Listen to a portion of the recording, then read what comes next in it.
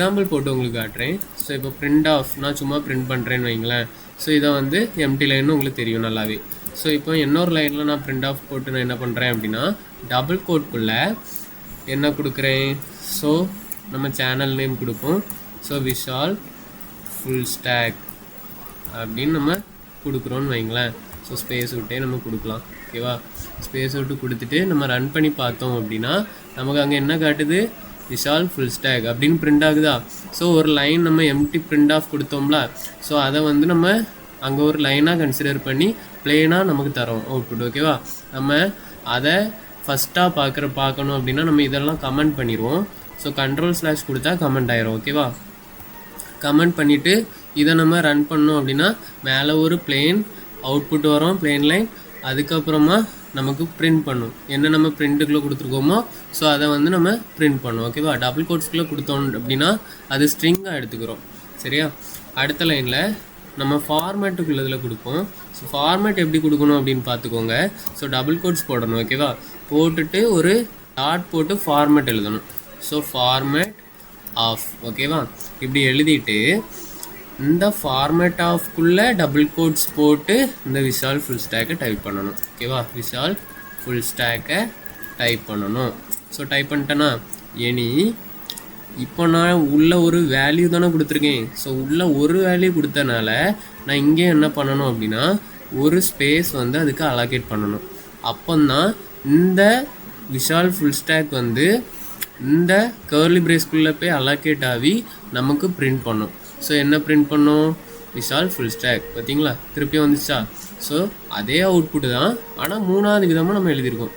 சரியா, அடுத்த இன்னொரு மெத்தடு எஃப் ஸ்ட்ரிங் சொன்னேன் அப்படி தானே. ஸோ அதை வந்து நான் போடுறேன் பிரிண்ட் ஆஃப்குள்ளே போட்டுட்டு எஃப் ஸ்மால் எஃப் போட்டு டபுள் கோட். ஓகேவா, போட்டுட்டு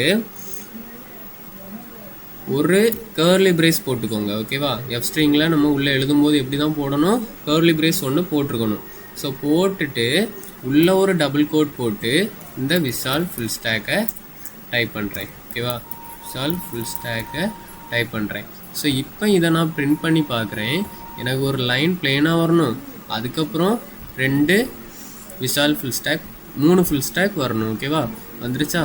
ஸோ இதுதான் வந்து என்னது பிரிண்ட் ஆஃப் ஸ்டேட்மெண்ட்ஸோட எக்ஸாம்பிள்ஸ். ஸோ 4 விதமாக எழுதலாம்.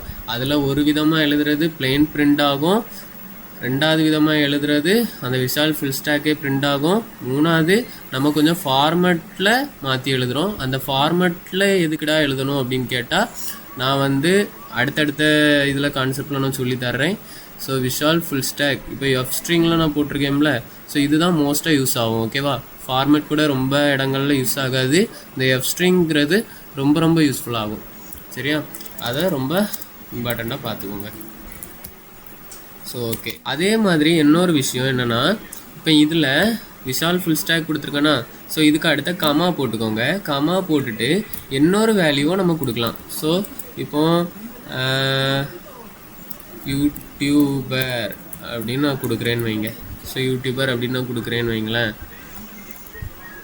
இப்போ விஷால் ஃபுல் ஸ்டாக் யூடியூபர் இருக்கா. ஸோ எனக்கு இது பிரிண்ட் ஆகுமான்னு கேட்டால் இப்போ ரன் பண்ணி பார்த்தேன் அப்படின்னா எனக்கு அவுட்புட்டில் எரர் வரல, ஆனால் எனக்கு விஷால் ஃபுல் ஸ்டாக் மட்டும்தான் எனக்கு பிரிண்ட் ஆகுது. அதானே, இந்த யூடியூபர் வந்து பிரிண்ட் ஆகலை. ஏன் பிரிண்ட் ஆகலை, இதில் நம்ம ஸ்பேஸை அலோகேட் பண்ணலை.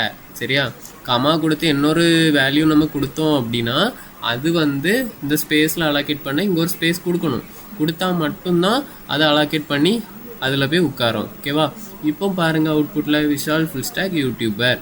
ஸோ வந்துருச்சா, இதுதான் கான்செப்ட். ஓகேவா, அதே மாதிரி தான் இங்கே நம்ம கொடுக்கும்போது என்ன கொடுக்கணும் அப்படின்னா கர்லி பிரேஸை ஓப்பன் பண்ணிவிட்டு அதில் டபுள் கோட்ஸ் போட்டுட்டு யூடியூபர்னு கொடுக்கணும். சரியா, இப்படி கொடுத்தா மட்டும்தான் எஃப் ஸ்ட்ரிங் எடுத்துக்கிடும்.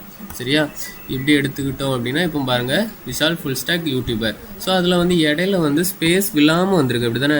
ஸோ அதுக்கு என்ன பண்ணணும் அப்படின்னா இடையில ஸ்பேஸ் விழுறதுக்காக இந்த இடத்துல ஒரு ஸ்பேஸ் விடணும். சரியா, இந்த கர்லி பிரேஸ் இடையில இருக்குல்ல, ஸோ அதில் ஒரு ஸ்பேஸ் விட்டுக்கலாம். சரியா, விட்டோம் அப்படின்னா நமக்கு இப்போ விஷால் ஃபுல் ஸ்டாக் யூடியூப் அது கரெக்டாக வந்துட்டா. ஸோ இதே இது ஃபார்மேட்டில் நம்ம விடணும்னு அவசியம் இல்லை. ஓகேவா, ஸோ நெக்ஸ்ட்டு அதே மாதிரி இன்னொரு விஷயம் என்ன அப்படின்னா, இந்த கர்லி பிரேஸ் நம்ம கொடுத்துருக்கோம் தெரியுமா? ஸோ இந்த கர்லி பிரேஸுக்கு முன்னாடியும் பின்னாடியும் நம்ம என்ன வேணால் கொடுத்துக்கலாம். சரியா? அது டிஸ்பிளே ஆகும். என்ன வேணால் கொடுக்கலாம். அது வந்து எங்கே டிஸ்பிளே ஆகும்? அவுட்புட்டில் டிஸ்பிளே ஆகும். கர்லி பிரேஸ்க்கு முன்னாடியும் பின்னாடியும் கொடுக்கலாம். ஓகேவா? அதே மாதிரி தான் எஃப் ஸ்ட்ரிங்கில் கொடுக்கலாமான்னு கேட்டால் கொடுக்கலாம். கர்லி பிரேஸ்க்கு முன்னாடியும் பின்னாடியும் கொடுக்கலாம். ஓகேவா? கர்லி பிரேஸ்க்கு முன்னாடியும் பின்னாடியும் கொடுக்கலாம்.